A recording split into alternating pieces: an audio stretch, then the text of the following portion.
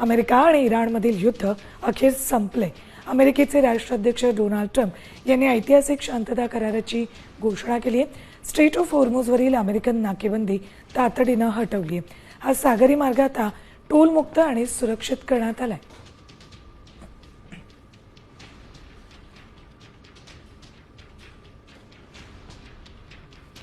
Islamic Republic of Iran सोबत करार पूर्ण झाला असं ट्रम्प यांनी म्हटलंय। सर्वांचं अभिनंदन।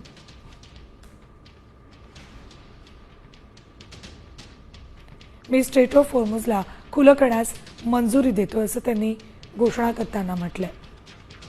सोबतच अमेरिकन नौदलाच्या नाकेबंदीला तात्काळ हटवण्यास मंजुरी देत आहे। अमेरिका आणि इराण युद्ध अखेर संपलं आहे। ही संपूर्ण जगासाठीच खूप आनंदाची बातमी म्हणावी लागेल।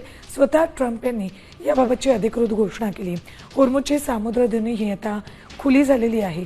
केवळ खुली झाली असं नाही तर सुरक्षितरित्या खुली झाली आहे। त्यामुळे आता जगातल्या ज्या ज्या देशांमध्ये हॉर्मुझ मार्गे कच्चं तेल आयात केलं जातं त्या देशांनीही सुटकेचा निश्वास सोडलाय।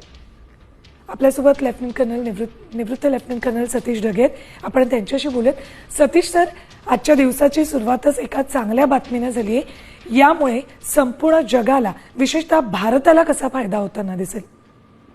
नक्कीच स्वागतार्ह बाब म्हणायला हवी, कारण आता ऑफिशियली इराणनं सुद्धा त्या ठिकाणी मांडलेलं आहे की 19 जूनला इलेक्ट्रॉनिक स्वाक्षरी त्या ठिकाणी होईल या अमेरिका आणि इराण यांच्या डीलशी संबंधित।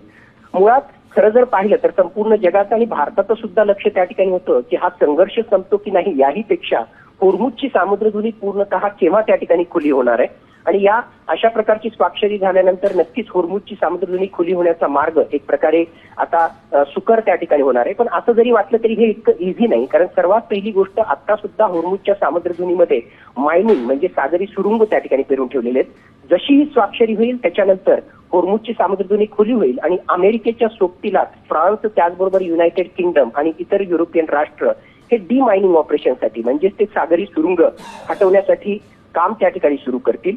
दुसरी महत्वाची बाब, हॉर्मुझच्या सामुद्रधुनीमध्ये आज शेकडो जहाजा दोन्ही बाजूला जे आहेत ते अडकून पडलेले आहेत। यांना पूर्णतः मोकळं व्हायला जे आहे येणाऱ्या काही आठवड्यांचा कालावधी लागेल।